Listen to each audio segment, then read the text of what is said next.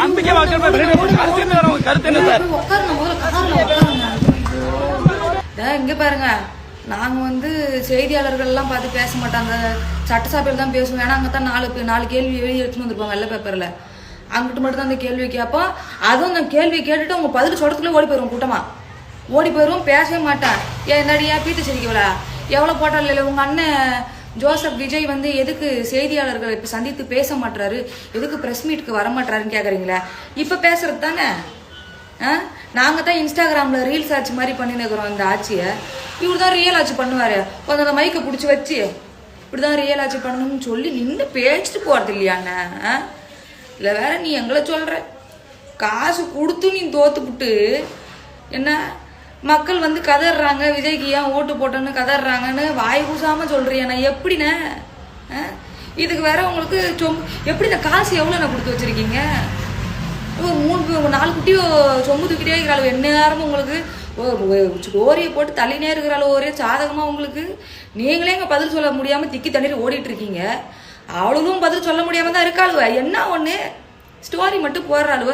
கொஞ்சம் அதையும் நீங்க ரியல் ஆச்சியா மாத்த சொன்னீங்கன்னா அவங்களெல்லாம் போட வேணாம்னு சொல்லி கொஞ்சம் அலர்ட் பண்ணுங்க. இல்லைன்னா நாங்க வந்து மாணவரே கேட்க வேண்டியது வரும். ஓடுறீங்களா அப்படியே பதப்பட ஓடுறீங்களா? பதில சொல்லிட்டு போயான் சத்த. நீ பாட்டுக்கு போற, இத்தனை பேர் கேட்கறானுங்களை பதில் சொல்லிட்டு போறதானே. என்னென்ன நீங்கெல்லாம் பண்ணா நான் நியாயம், நாங்களாம் பண்ண அநியாயமான ஏன்னா அப்படி இன்ஸ்டா ரீல் மாதிரி ஆட்சி பண்ணாம ரியல் ஆட்சி பண்ணுங்க அப்படின்னு பொங்கி எழுந்து குரல் கொடுத்த உதயநிதி அண்ணாவுக்கு தான் இந்த ஒரு சின்ன சின்ன புகைப்படங்கள். அண்ணே கொஞ்சம் சைட்ல பாருங்களேன். நீங்க யாரு? ஜான்சி ராணியா?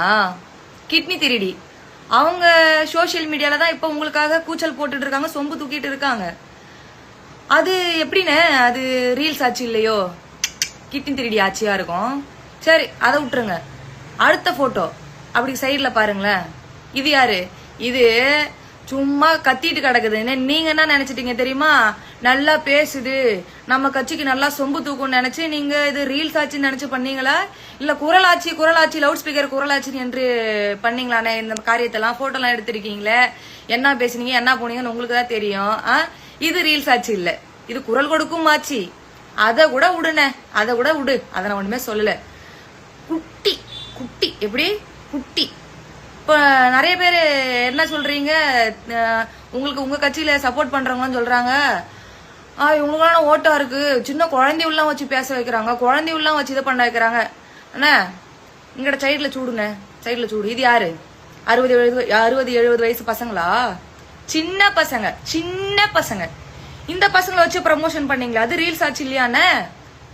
குழந்தைகளை வச்சு நீங்க உங்களை ஃபேம் பண்ணீங்களா? அது வந்து உங்களுக்கு ரீல்ஸ் ஆச்சியா தெரியல. இதான் ரியல் ஆச்சானே? இதுதான் ரியல் ஆச்சு.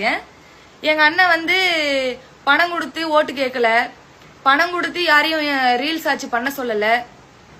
உங்களுக்கு ஒரு 4-5 சொம்பு தூக்கிகள் வந்து ரீல்ஸ் ஆட்சி பண்ணும்போது 4-5 பேர் இல்ல 4 கோடி பேரா இருந்தாலும் எங்க அண்ணனுக்காக ரீல்ஸ் ஆட்சியில குரல் கொடுக்கறோம்னா அது அவர் பணத்துக்காக இல்ல, அவர் மூஞ்சிக்காகவும் அவர் நல்லது பண்ணுவாருன்றதுக்காகவும் தான்.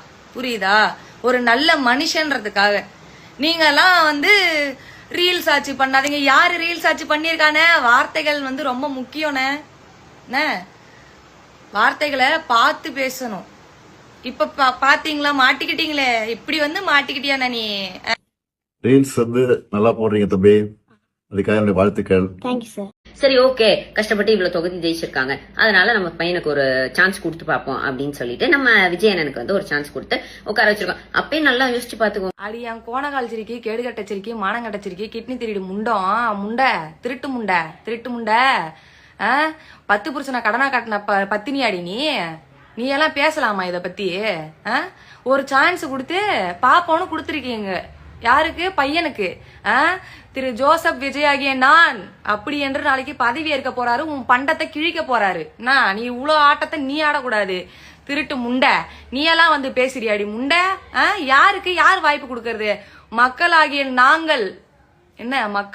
நாங்கள் வாய்ப்பு கொடுத்து ஒரு மாற்றம் ஏற்படுத்தணும்னு எங்க அண்ணனை தூக்கி வந்து உட்கார வச்சிருக்கடி தங்கத்தை.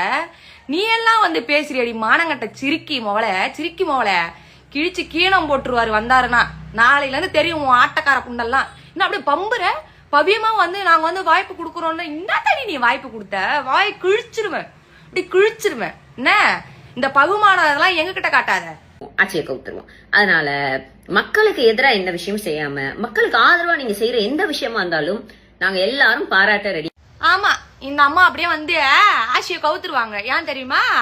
இந்த அம்மா வந்து ஸ்டாலின் அங்கிளோட பொண்டாட்டின்னு நினைப்பு இந்த அம்மாவுக்கு. அடி போடி போடி போக்கத்த முண்ட. நீ என்ன எதுக்கடி பேசுற, எதுக்கடி உயிரோட கடக்குற, உன்னை போட்டு கிழிக்கிறமே உனக்கு பாக்குறியா இல்லையாடி நீனு? ஏன்னா நல்லது பண்ணா பாராட்ட ரெடியாவும். பாராட்டு பகுமான புண்டி யாருன்னா கேட்டாமா? நாங்க கேட்டோமா? அவர் நல்லது பண்ணுவாரு.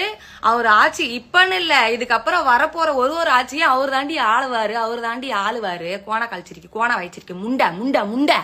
அவர் என்ன இப்ப நீங்களா பேசுற அளவுக்கு சின்ன ஆளு நினைச்சிட்டியா?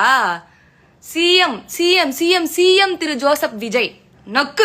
நக்குடி முண்டை திருடி.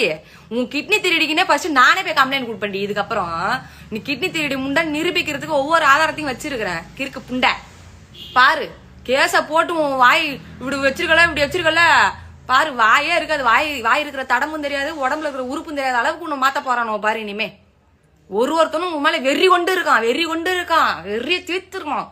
அப்படியே உன்னை அப்படியே தீத்த ஆஞ்சு விடுவானு இனிமே. வா.